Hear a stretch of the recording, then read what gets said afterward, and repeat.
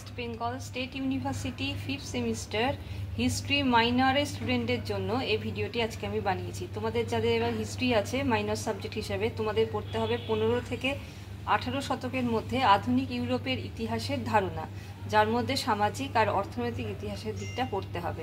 এর মধ্যে সিলেবাসটা একটু দেখে নাও। সিলেবাসে একে আছে তোমাদের ঐতিহাসিক প্রবণতা বা ধারা, 2 আছে সামন্ততান্ত্রিক সংকট, যার মধ্যে উৎপত্তি, সংকট বা পতন আর বৈশিষ্ট্য পড়তে হবে।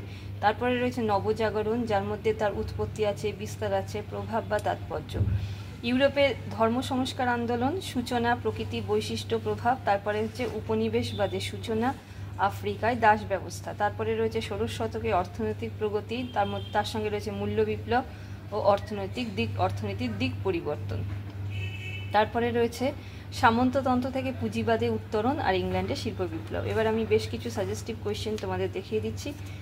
তো 10 নম্বরের জন্য তোমরা রেডি করবে মানবতাবাদ কিভাবে জীবন সম্পর্কে একটি ধর্মনিরপেক্ষ দৃষ্টিভঙ্গি গড়ে তুলেছিল, তার সঙ্গে রেনেসাঁসের চিত্রশিল্প ও ভাস্কর্যে এই দৃষ্টিভঙ্গি কতখানি প্রতিফলিত হয়েছিল। তারপর পড়বে জার্মানির ধর্ম সংস্কার আন্দোলনে মার্টিন লুথারের ভূমিকা। তারপর বিজ্ঞান বিপ্লব, ইউরোপীয় মানসিকতায়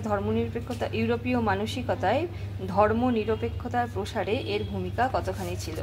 এরপরে তোমরা রেডি করবে 10 মার্কসের জন্য 16 শতকে বণিকদের বিচিত্র কর্মকাণ্ডের পরিচয় দাও। এই বণিকরা কিভাবে কারিগরি উৎপাদন ব্যবস্থাকে নিয়ন্ত্রণ করতে শুরু করেছিল। তারপর করবে শিল্প বিপ্লব, এটি কেন ইংল্যান্ডেই শুরু হয়েছিল। তারপর মূল্য বিপ্লব, 16 শতকে ইউরোপীয় অর্থনীতিতে এর প্রভাব। মুদ্রণ বিপ্লব, এই মুদ্রণ বিপ্লব সম্বন্ধে লিখতে হবে 10 মার্কসের মতো। তারপর রেনেসাঁস কি, রেনেসাঁস ইতালিতে কেন শুরু হয়েছিল। তারপর ধর্ম সংস্কার আন্দোলনের ক্ষেত্র প্রস্তুতিতে যাজক বিরোধী মানসিকতার ভূমিকা লেখো। তারপর এনক্লোজার ব্যবস্থা কি, ইংল্যান্ডে এই ব্যবস্থা কীভাবে এক নতুন ধারণার সৃষ্টি করেছিল বা নতুন ধরনের কৃষি অর্থনীতির সূচনা করেছিল। তারপর যখন পশ্চিম ইউরোপে সামন্ততন্ত্রের পতন হয়েছিল সেই সময় পূর্ব ইউরোপে কেন তা বিকশিত হয়েছে। এই যে 11 নম্বরের কোয়েশ্চেনটা, এটা একটা এক্সট্রা কোয়েশ্চেন দিলাম, এটা তো অতটা ইম্পর্টেন্ট নয় কোয়েশ্চেনটা। আর এটা ঘুরিয়ে এভাবে আসতে পারে যে সামন্ততন্ত্রের পতনের কারণগুলি লেখো। এটা অল্টারনেট তোমরা সামন্ততন্ত্রের পতনের কারণগুলো দেখে রাখবে, তাহলেই হবে। 5 নম্বরের জন্য টিকা রেডি করতে হবে মানবতাবাদী শিক্ষার প্রধান বৈশিষ্ট্য, রেনেসাঁস স্থাপত্যের বৈশিষ্ট্য, জার্মানিতে ধর্ম সংস্কার আন্দোলন কেন প্রথম সংগঠিত হয়েছিল, 16 শতকে ইউরোপের নব্য বণিকদের সম্বন্ধে ধারণা, আদি শিল্পায়ন কি, জুইংলি ও কেলভিন মতবাদের তাৎপর্য, মার্টিন লুথারের 95 থিসিস, কোপার্নিকান বিপ্লব, ফিফ ও ভ্যাসালেজ কারা, আধুনিক বিজ্ঞানে গ্যালিলিওর অবদান, ইরাসমাস কে ছিলেন, লেভিলার কারা, এরা কি প্রকৃতই গণতান্ত্রিক ছিল। তো ভিডিওটা এখানে শেষ করলাম।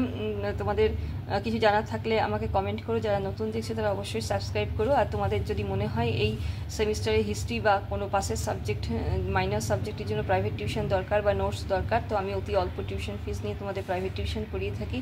আমার হোয়াটসঅ্যাপ নাম্বার 8697036024, এই নাম্বারে তোমরা কিন্তু যোগাযোগ করে নিতে পারো। আর সিলেবাসের একটা জায়গায় আমি দেখিয়ে দিই, কারণ আগের বছরে এই সিলেবাসটা তোমাদের সিবিসিএসের জন্য একটা পার্টে ছিল।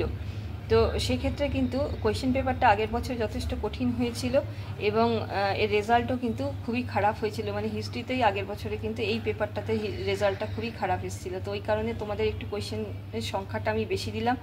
আর তোমরা হচ্ছে এনইপি, কাজে তোমাদের কোয়েশ্চেন পেপার কিন্তু সিবিসিএসসি যে ফলো করবে তা নয়।